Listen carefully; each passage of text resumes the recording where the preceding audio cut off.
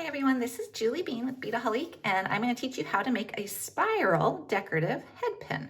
So here I have the sample of what we're going to make, and it's really easy to do. Okay, so here we go.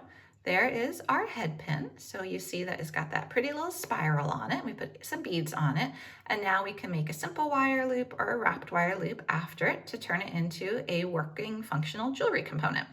So what you're going to need is a length of wire. So I tend to not usually have wire on hand. I tend to have head pins on hand. So if you've seen my other videos, you know I like to get multiple uses out of the same item.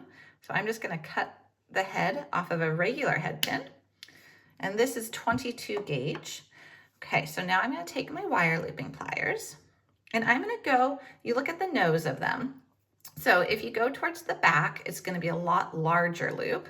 If you go towards the front tip, it's going to be a much smaller loop. So I want to work on the very tip. I want it to be as small of a little loop as I can make. So I'm just going to grab it in there and work its way around.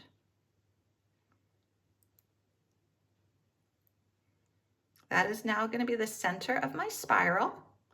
And I'm going to keep grabbing it and work it around a little more with just my fingers, like so.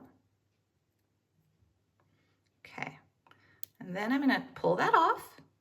And now I'm going to take my chain nose pliers. So they've got this nice flat interior, and I'm going to grab my spiral.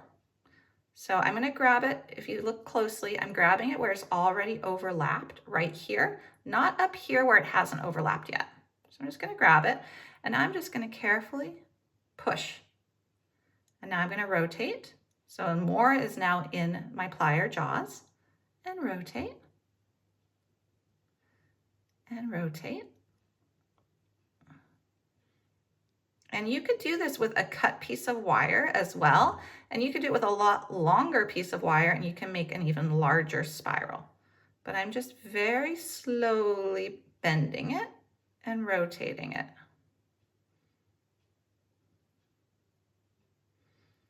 Do not rush this, take your time. It doesn't take long, but you just want a nice spiral that's not overlapping on top of itself.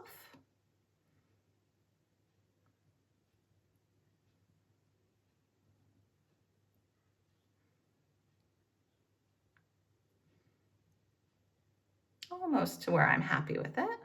If you are using a head pin for this, a traditional head pin that you're cutting the head off of, just make sure that you don't make your spiral so big that you don't have room for your beads and then some type of loop up top. All right, I'm pretty happy with this. I got a cute little spiral happening. Okay, so we've got a spiral, but if we were to put our beads on it right now, let's see what would happen. So let's just take the same beads and put them on. Now, that is a look. You could make a spiral off to the side, but it is definitely off center. Actually, I do really like that look. I think that's a fun look, but I want to make it so that is straight up and down. So what I'm going to do is I'm going to take my chain nose pliers, and what I'm going to do is I am just going to grab it here and hold it and bend it. You see, I'm just bending it ever so slightly till I just get a little bit of workable space. It's still not straight up and down. Now I'm going to take my other chain nose pliers back. And now I can bend this a little straighter.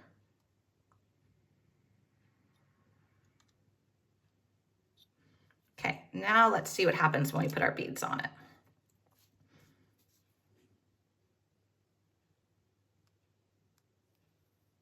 Okay. There's one. And the other one.